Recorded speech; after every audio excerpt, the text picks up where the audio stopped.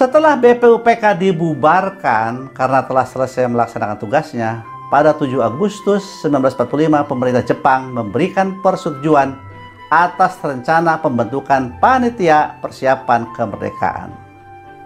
Namun karena lembaga tersebut belum jelas wujudnya dalam rencana Jepang, diantaranya tanpa kejelasan sebutan Indonesia, maka akhirnya pimpinan bangsa Indonesia mengambil momentum menetapkan lembaga tersebut menjadi Panitia Persiapan Kemerdekaan Indonesia (PPKI).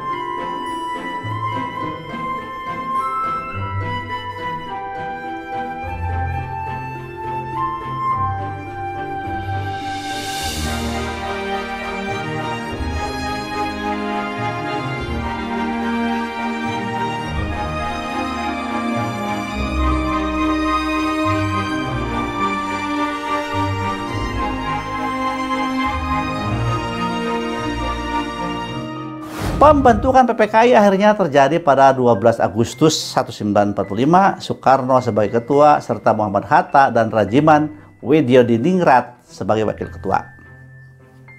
Anggota PPKI pada mulanya 21 orang, terdiri atas 13 orang yang mewakili Pulau Jawa dan Madura, termasuk 1 orang Tionghoa, 3 orang mewakili wilayah Sumatera, 5 orang mewakili bagian timur Indonesia. Pada pertemuan antara ketua wakil ketua PPKI dengan Marsekal Terauchi di Saigon, Vietnam, PPKI akan melakukan pertemuan pertamanya tanggal 25 Agustus 1945. Mengingat terjadinya perubahan yang sangat cepat dan desakan politik yang berkembang, maka pertemuan dipercepat menjadi 16 Agustus 1945. Namun pada tanggal itu Soekarno dan Hatta dibawa oleh para pemuda ke Rengas Dengklok. Keesokan harinya terjadi proklamasi kemerdekaan Indonesia, sehingga sidang pertama PPKI baru bisa dilaksanakan pada 18 Agustus 1945.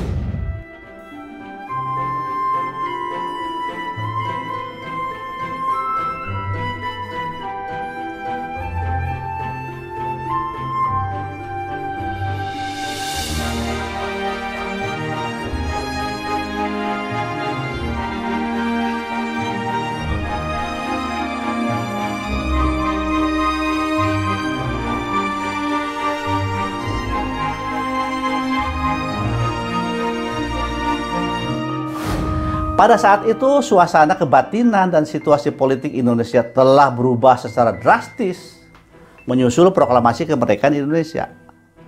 Dalam suasana kegembiraan atas kemerdekaan Indonesia, dilakukan beberapa penyesuaian dalam komposisi keanggotaan PPKI. Atas saran Soekarno, 6 orang anggota ditambahkan: Ahmad Suparjo, Sayuti Melik, Ki Hajar Dewantara, RAA Wiranata Kusuma, Kasman Singodimedjo, dan Iwa Kusuma Sumantri. Pada 18 Agustus 1945, PPKI memilih Soekarno dan Muhammad Hatta sebagai Presiden dan Wakil Presiden Republik Indonesia. Pada saat itu, PPKI menyetujui naskah Piagam Jakarta sebagai pembukaan Undang-Undang Dasar 1945, kecuali 7 kata di belakang ketuhanan yang telah memunculkan kontroversi terpanas dalam sesi terakhir persidangan BPUPK. 7 kata itu dicoret lantas diganti dengan kata-kata ketuhanan yang Maha Esa.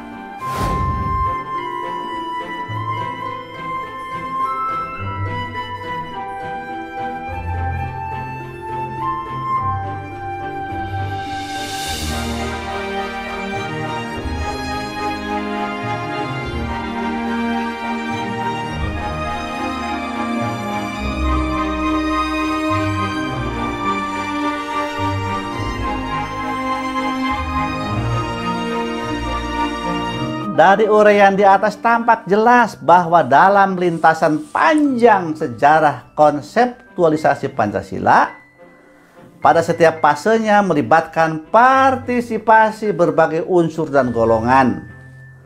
Oleh karena itu, Pancasila benar-benar merupakan karya bersama para pendiri bangsa.